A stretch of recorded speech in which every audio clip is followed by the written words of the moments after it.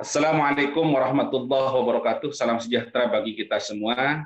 Pada malam hari ini, alhamdulillah saya bisa menyapa Anda kembali di perkuliahan pendidikan kewarganegaraan yang pada malam hari ini sudah nyampe pertemuan keempat atau materi kelompok 2 di 3 dan presentasi kelompok 2.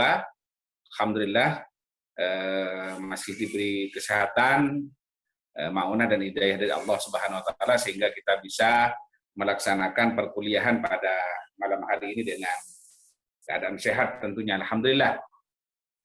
Baik, untuk mempersingkat waktu saya akan menjelaskan terkait dengan negara dan konstitusi, materi ketiga ini.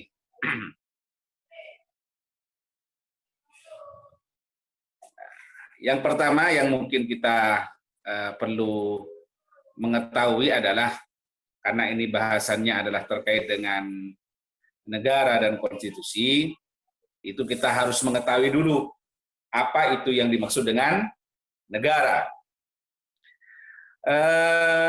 Negara menurut Aristoteles, ya, ini adalah perpaduan beberapa keluarga yang terbentuk dari beberapa desa, hingga pada akhirnya dapat berdiri sendiri sepenuhnya dengan mencapai kehidupan yang sebaik-baiknya. Artinya negara itu dibentuk dari keluarga. Setelah keluarga kemudian membentuk desa, setelah itu kemudian membentuk tatanan suatu negara. Jadi kalau kesimpulannya menurut pendapat Aristoteles ini, suatu negara kemudian bisa dikatakan baik bila mana negara tersebut, keluarganya atau rumah tangga dari suatu keluarga itu juga baik. Kemudian menurut Ibnu Khaldun, ini tokoh terkemuka di bidang politik umat Islam ya, sebelum Al-Mawardi ini, Ibnu Khaldun, masyarakat adalah, negara adalah masyarakat yang punya wazi. Wazi itu artinya punya kewibawaan dan mulk, kekuasaan. Jadi dia punya wazi dan juga punya mulk. Masyarakat yang punya wazi, yang punya dan punya mulk. Mulkun itu artinya kekuasaan, wazi itu kewibawaan. Jadi negara itu harus punya kewibawaan, terutama di hadapan negara-negara lain. Ya. Selanjutnya, bentuk negara. Ya. Negara itu, kalau kemudian dilihat dari bentuknya, itu terbentuk dari dua hal, yakni yang pertama adalah negara hukum formal, yakni negara yang di mana suatu negara, pemerintah pada hari ini berhubungan dengan warga negaranya bertindak laksana penjaga malam. Artinya negara formal, hukum formal ini, negara kepada warganya itu tak ubahnya seperti satpam, security, hanya menjaga kehidupan mereka, tidak proaktif bagaimana kemudian mereka bisa berkembang dan semacamnya. Ini negara hukum formal. Negara hukum material itu suatu bentuk negara hukum di mana pemerintah tak saja berkewajiban melindungi warga negara dalam arti yang seluas-luasnya, akan tetapi juga harus aktif ini memajukan kesejahteraan sosial rakyatnya. Indonesia adalah negara hukum material. Tidak hanya sekedar hukum negara hukum formal, tapi juga sudah material, karena di preambul itu juga dikatakan ikut mencerdaskan kehidupan dunia, memikirkan kesejahteraan masyarakat dan semacamnya. Ya. Maka Indonesia bukan hanya ke dalam, tapi juga keluar. Selanjutnya macam-macam negara hukum. Ya. Negara hukum itu ada negara hukum Eropa kontinental, ya. Ada negara hukum Anglo-Saxon, ada negara hukum Indonesia. Kalau negara hukum Eropa kontinental, ya, itu adalah cirinya adanya perlindungan terhadap HAM. Ya. Kemudian adanya pemisahan kekuasaan. Itu cirinya. Kalau Anglo-Saxon, ini biasanya di daerah daratan Amerika, itu perlindungan terhadap HAM juga ada, kesamaan dalam hukum, equality of law, dan supremasi hukum. Indonesia adalah menggabungkan antara Eropa kontinental dan Anglo-Saxon. Maka ciri-cirinya ada supremasi hukum, ya, sebagaimana di negara Anglo-Saxon. Kemudian ada pemisahan kekuasaan sebagaimana di negara-negara hukum Eropa kontinental. Ini ada di pasal apa? Pasal 1 ya. Nah, ini diceritakan ini negara Indonesia adalah negara hukum. Indonesia disebut dengan negara hukum. Terus kemudian di pasal 2 ini tentang pemisahan ya. Juga dikatakan di sini, nah, ini ada MPR, ada kekuasaan pemerintahan pasal 4, ada kementerian negara pasal 17-nya ya. Kemudian pemerintahan daerah pasal 18, DPR pasal 19, DPD pasal 12, hal keuangan atau BPK, hal keuangan ya, kemudian BPK, kemudian kekuasaan kehakiman. Itu semuanya diatur mulai dari pasal 2 sampai 24C Undang-Undang 45 ya. Setelah itu kemudian ada pemerintahan ya. Ada pemerintahan itu sebagaimana dikatakan pasal 4 ayat 1, Presiden memegang kekuasaan pemerintahan menurut Undang-Undang Dasar ya. Setelah itu adanya kesamaan di depan hukum ya sebagaimana pasal 27. Nah, ini semuanya berhadapan sama di hadapan hukum, entah presiden, entah yang bukan presiden, semuanya sama. Segala warga negara bersamaan kedudukannya di dalam hukum dan pemerintahan dan wajib menjunjung hukum dan pemerintahan dengan tidak ada kecualinya. Siapapun saja tanpa tebang pilih.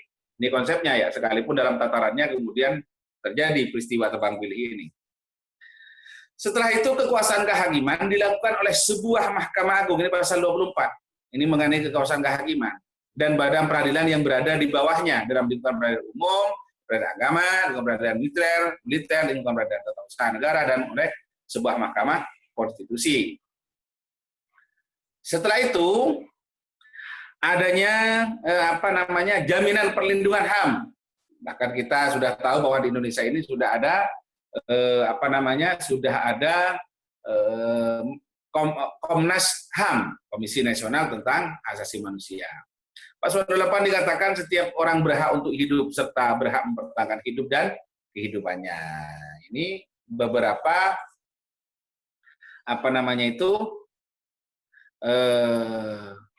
ciri dari negara hukum di Indonesia. Selanjutnya kita akan membahas tentang konstitusi, karena ini bahasanya kan ada dua, yaitu negara dan konstitusi. Lalu konstitusi itu apa? Ini dibahas dulu pengertian tentang konstitusi. Konstitusi itu berasal dari kata bahasa Perancis ya, bukan bahasa Madura, bukan bahasa Jawa, yaitu konstituir, ya, yang berarti membentuk. Konstitusi sebagai peraturan dasar atau awal mengenai negara. Sebagai dasar pembentukan negara, landasan penyelenggaraan bernegara. Konstitusi kita adalah Pancasila dan Undang-Undang Dasar 1945. Itulah konstitusi kita. Ya, konstitusi tertinggi di sini adalah Pancasila, karena Pancasila itu adalah sumber dari segala sumber hukum. Baru kemudian Undang-Undang Dasar 1945. Karena dari itu kemudian negara ini dibentuk. Kemudian dari itu pula negara ini diselenggarakan. Artinya Indonesia ini termasuk negara yang memiliki konstitusi. Perlu dipahami. Jadi negara Indonesia ini adalah negara hukum. Menjunjung tinggi konstitusi yang ada. Setelah itu, negara konstitusional. Apa negara konstitusional itu? Negara yang berdasar atas suatu konstitusi. Memiliki konstitusi sebagai dasar bernegara. Di samping itu, konstitusi negara tersebut haruslah memuat gagasan mengenai konstitusionalisme. Paham yang menjunjung tinggi tentang konstitusi. Indonesia sangat konstitusional sekali. Makanya dulu proses peralihan Soekarno kepada Soeharto itu juga dilewati dengan jalan konstitusional, bukan kudeta militer dan semacamnya. Ya, sekalipun ada selentingan-selentingan seperti itu, tapi sah pada waktu itu juga melewati sidang MPRS dan semacamnya, sehingga Soekarno pada waktu itu ditolak laporannya, akhirnya Soeharto diangkat. Ya. Tetap menggunakan jalan konstitusional. Soeharto diturunkan pun itu juga menggunakan jalan konstitusional. Gus Dur juga begitu.